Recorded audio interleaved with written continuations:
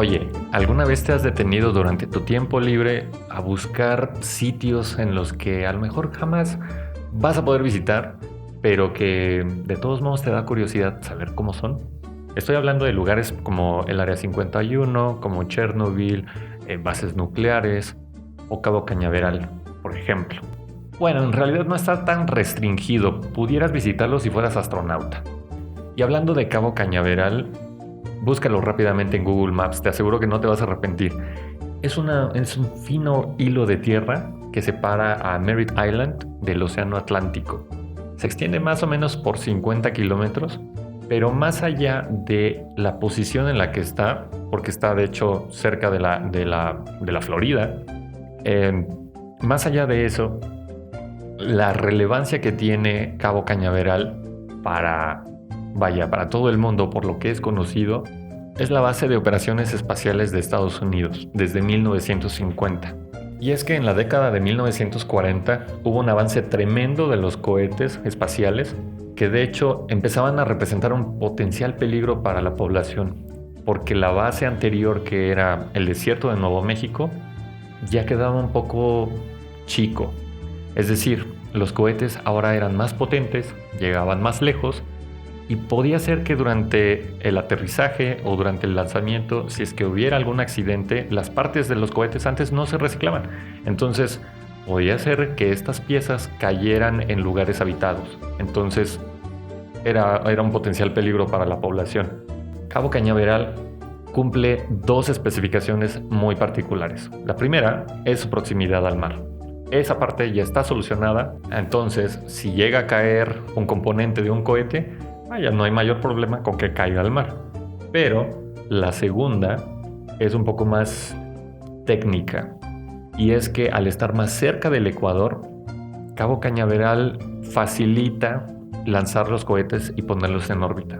Es algo parecido como a cuando un lanzador olímpico de martillo gira sobre su propio eje, extiende los brazos para maximizar su esfuerzo, la velocidad y lanzar el martillo lo más lejos posible.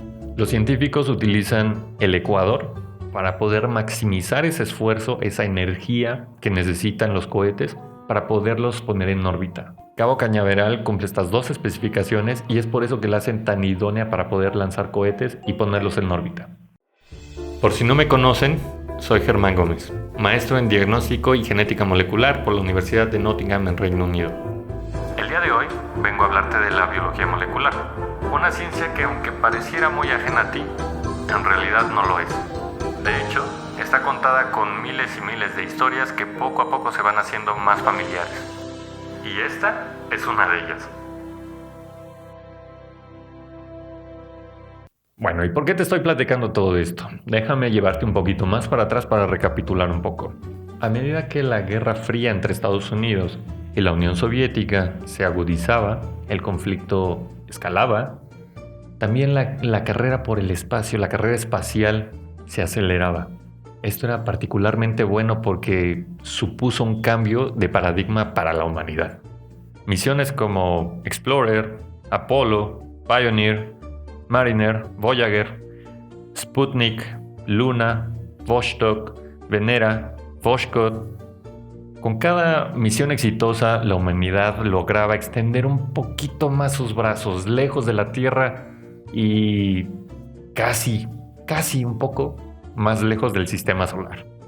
Dentro de esta lista, de las que te voy a platicar, son las Voyager 1 y las Voyager 2, que fueron lanzadas en 1977 con el fin de explorar los bordes del sistema solar y aprovechar esa posición para poder estudiar también a los planetas que estaban más alejados de la Tierra.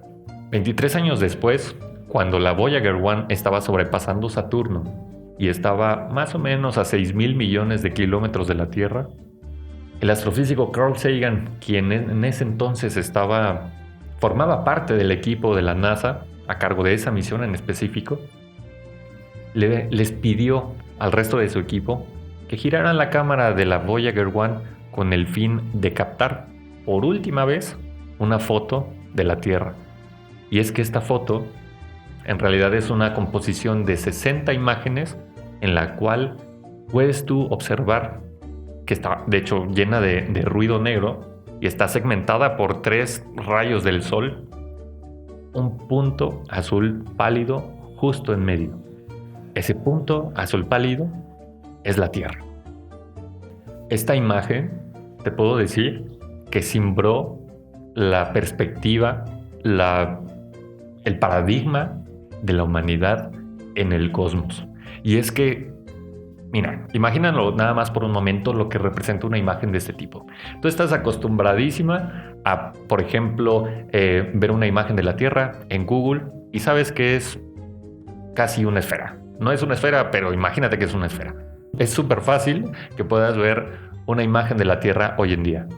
Pero si te vas un poco más lejos, si tú, por ejemplo, quieres buscar un modelo del sistema solar, sabes que ahí está. Sabes que es un modelo que tú puedes hacer, de hecho, en la escuela, pero no está a escala. Y el hecho de verlo a escala nos ayuda a dimensionar las cosas, a dimensionar qué tan lejos estamos, qué tan, en cierta medida, solos estamos. Estas reflexiones las pone Carl Sagan en su libro A Pale Blue Dot, o Un punto azul pálido. Es en esencia el mismo nombre porque él fue quien bautizó esa imagen en particular. Y aquí es donde nosotros nos podemos poner filosóficos y platicar sobre cada una de estas perspectivas, las ideas que cada quien tenga, porque yo diría que jamás podríamos terminar. De hecho, pensándolo un poquito, podría ser todo lo que la humanidad se ha pensado, se ha cuestionado a sí misma, ¿no? ¿De dónde venimos? ¿Por qué estamos aquí? ¿Por qué nosotros? ¿Por qué fuimos los elegidos? ¿Habrá alguien más por allá afuera? Seguro que sí, ¿no? Otra pregunta que se me ocurre es ¿hacia dónde vamos? Creo que esa es una pregunta más interesante, ¿no? Incluso podríamos decir que es muy probable que haya vida en otros planetas.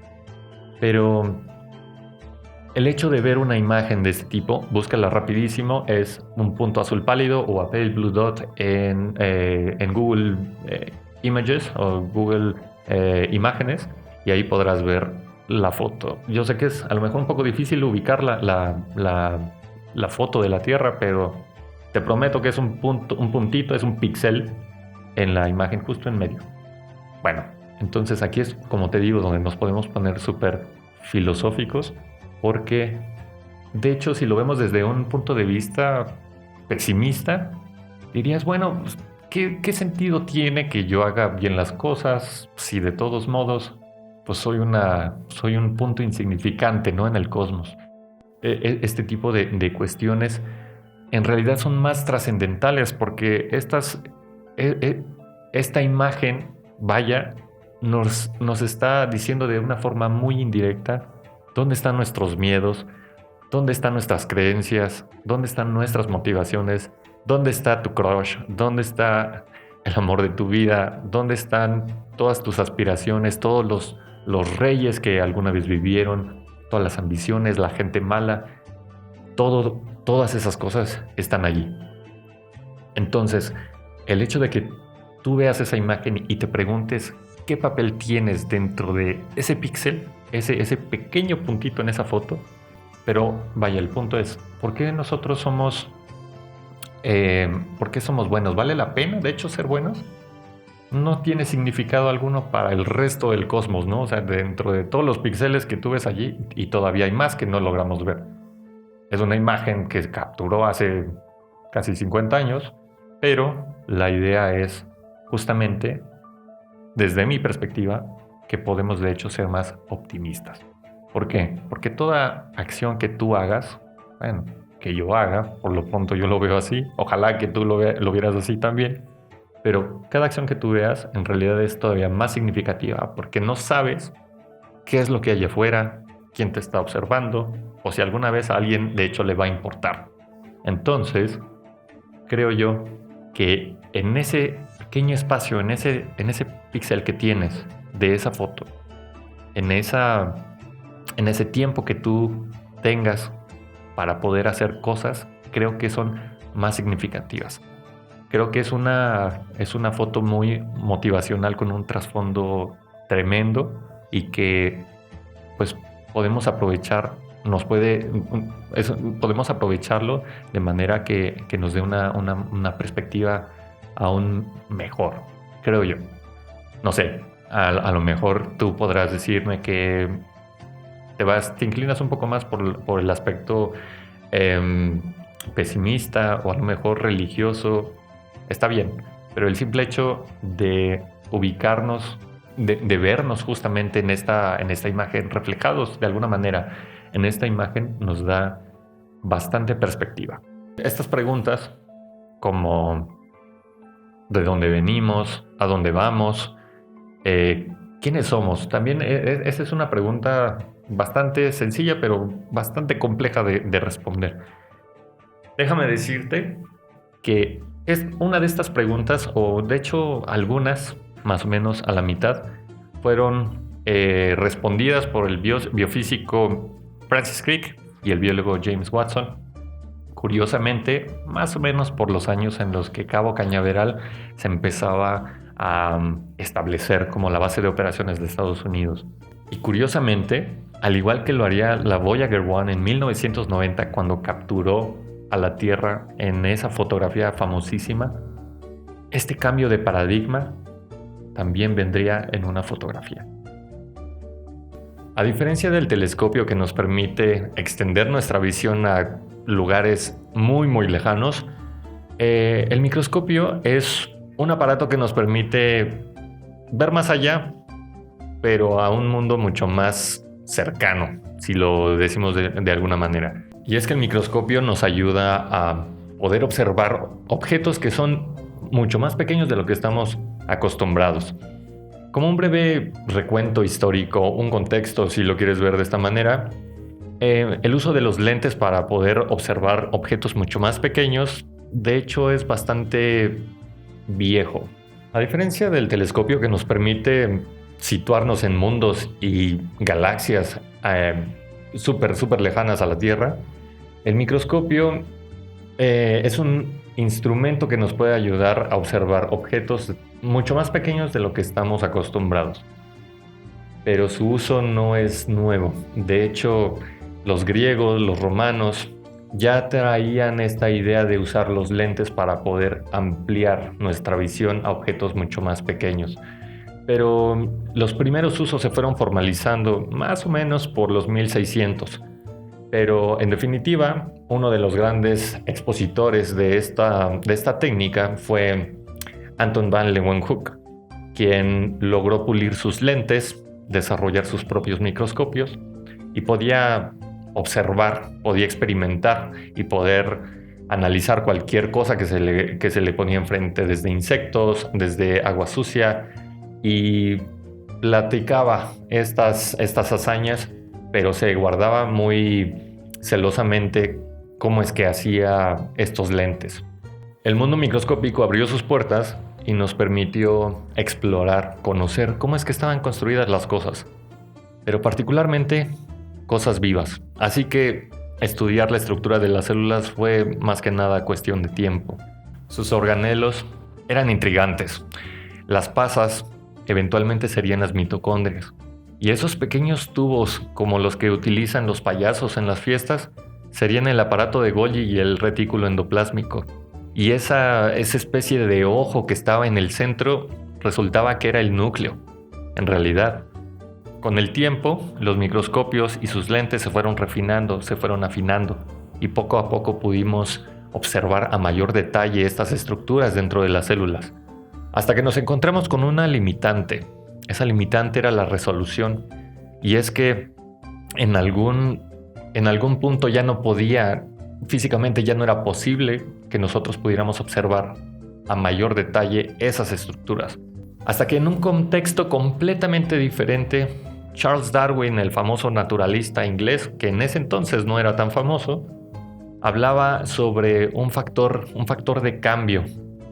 Buscar entender la estructura de las proteínas dentro de las células era fundamental. Era cada vez más intrigante estudiar la estructura de todas las células, hasta que en algún punto, en un contexto completamente diferente, un sujeto llamado Charles Darwin realizaba un viaje a lo largo del mundo para poderse sacar unas conclusiones, dadas sus observaciones sobre las Islas Galápagos y todos los animales y especies que había visto allí, e introducía una teoría llamada teoría de la evolución, que contemplaba una idea que era que había un cambio a lo largo de generaciones en las especies. Es decir, antes se creía que las especies eran prácticamente estáticas, que la vida era estática.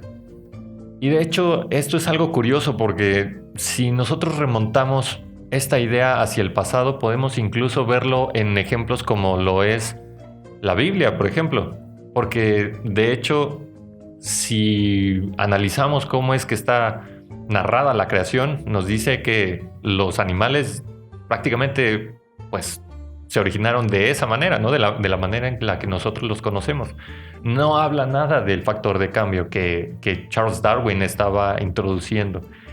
Y me parece este tema, esta idea tan revolucionaria, porque significa que tenemos que pensar que las especies han estado cambiando a lo largo de las generaciones y también entonces nosotros.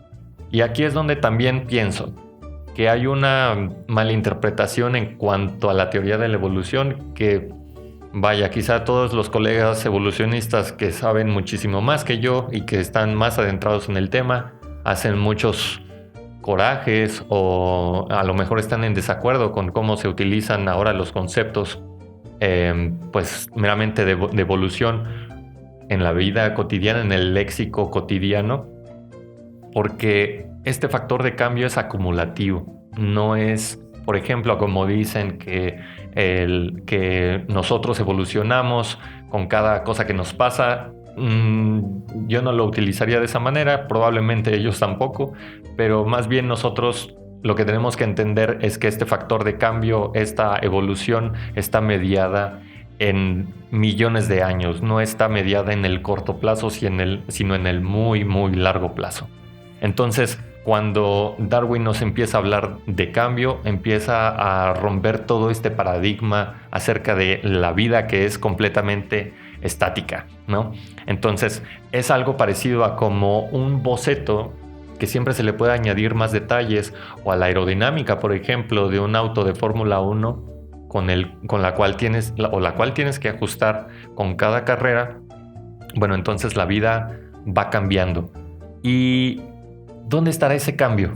Esa era la gran pregunta. Entonces, imagínate si tú estás estudiando las células, estás intentando descifrar cómo es que está construida en su nivel más interno, y empiezas a tener este problema de la resolución porque tus lentes ya no dan para más, y en eso alguien llega completamente ajeno a tu trabajo y te explica que hay un cambio, no en las células, pero sí en las especies.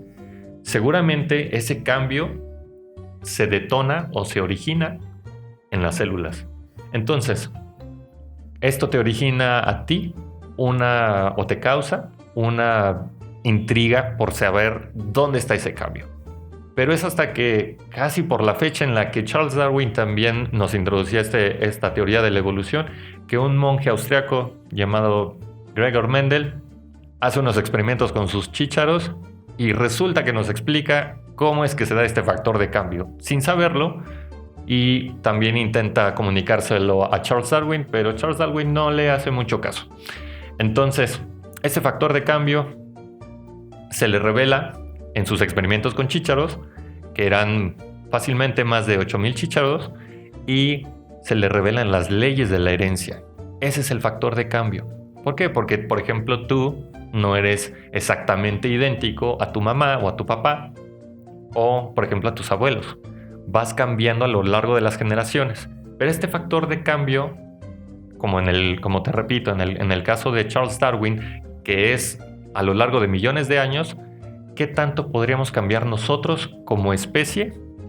A diferencia de, por ejemplo, que fueran 3 generaciones, ¿no? Es una pregunta interesante. Pero este factor de cambio, Gregor Mendel lo llama alelo. Este es un alelo, esta es una característica física, ¿sí? Que se va a reflejar de alguna manera en la siguiente generación. Y eso sigue un patrón.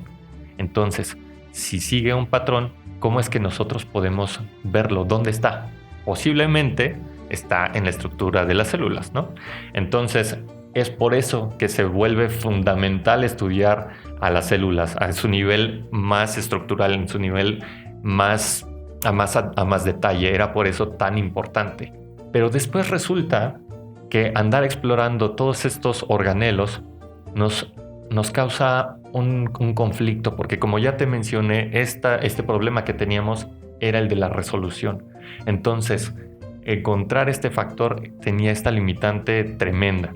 Fue hasta que en algún punto nosotros encontramos que hay una sustancia más, que ya se había descubierto que era una sustancia blanca, viscosa, que estaba en el núcleo y que alguien ya había descrito antes, que se llamaba Friedrich Miescher. Friedrich Miescher era un personaje importante, quizá no tanto para toda la historia de la biología, pero que cobró una relevancia tremenda por su hallazgo. Friedrich Miescher descubre la nucleína, pero más adelante se descubre que de hecho esa nucleína, esa sustancia blanca y viscosa que sacaba desde sus experimentos con gasas y con hueva de salmón, de allí esta sustancia blanca, resulta que quienes siguieron estudiando esta sustancia descubrieron que además de que estaba en el núcleo, contenía fosfato y que aparte era ácida. Entonces, si componemos esas tres características en un solo término, tenemos que es ácido desoxirribonucleico o bien ADN. La estructura del ADN generaba muchísima curiosidad por escurridiza, más que nada por la limitante que teníamos por las técnicas de microscopía óptica. Pero fue hasta que adoptaron una técnica de la química para poder inferir su estructura. Por ejemplo, esta técnica llamada cristalografía de rayos X es muy parecida a cómo se toma ahora una radiografía. En lugar de incidir luz, se le incide rayos X a un cristal para poder estudiar su sombra. En esencia es prácticamente eso. En la práctica es muchísimo más complicado porque la idea es que tengas un cristal lo bastante puro para que puedas inferir de forma correcta cuál es la estructura de esa molécula que acabas de congelar en un cristal.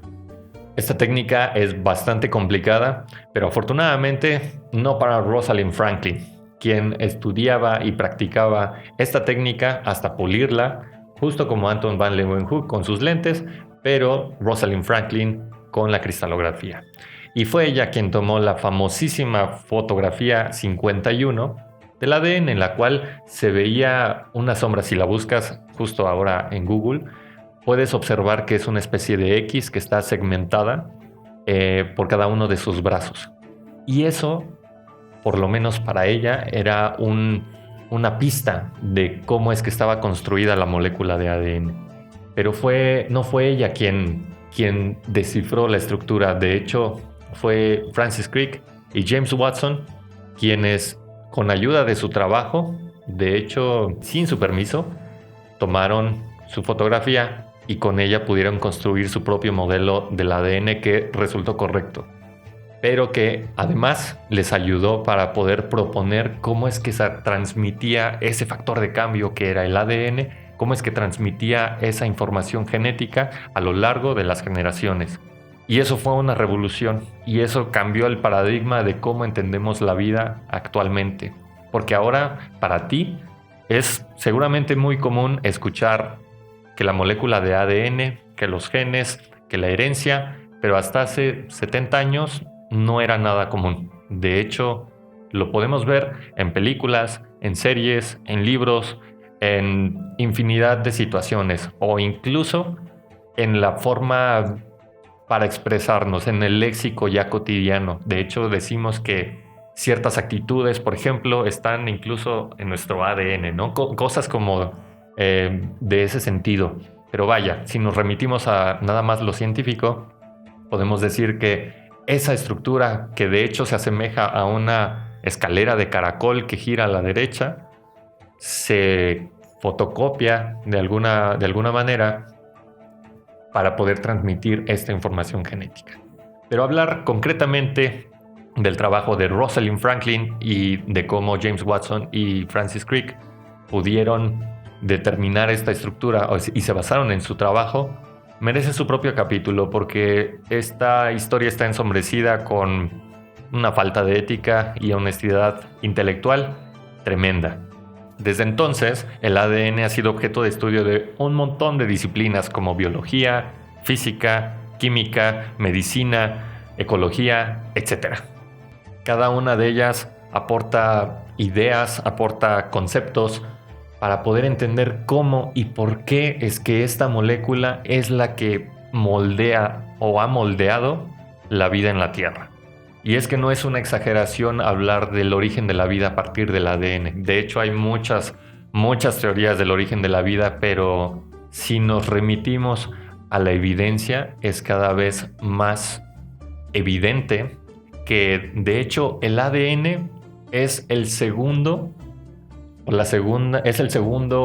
borrador de una molécula previa, que de hecho ahora está algo invertido.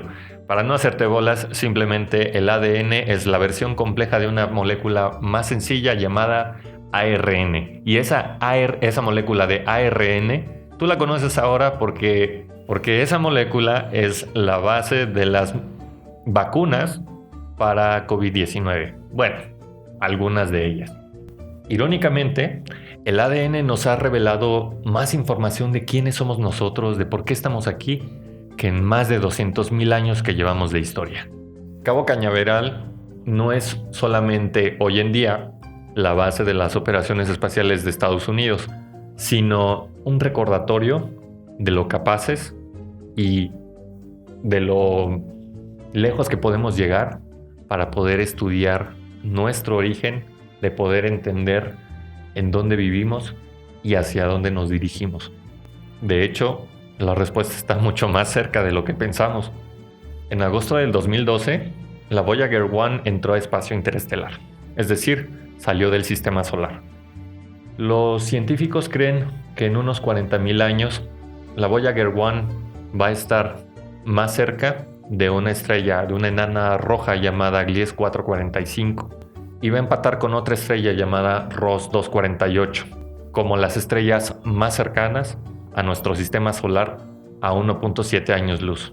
Tristemente, este fenómeno jamás lo va a poder ver la Voyager 1 porque va a dejar de ser operativa a partir de 2025. La Voyager 1 va a seguir su curso, quién sabe hasta dónde llegue, pero va a ser un objeto inerte porque no va a poder transmitir información a lo mejor a las generaciones que siguen. Ojalá se pudiera recuperar, pero creo yo que es bastante triste que no podamos ver algo que está tan lejos porque se le acabó la batería. Con esta triste noticia, despedimos el podcast. Gracias por escucharme. Síguenos para saber cuándo subimos un nuevo episodio. Mi nombre es Germán Gómez y estaré aquí contándote historias de nuestra protagonista principal, que es la biología molecular, aunque no lo parezca. Gracias, chao. Healthing, un podcast donde escuchamos nuestro ADN. Por Diagnóstica Internacional.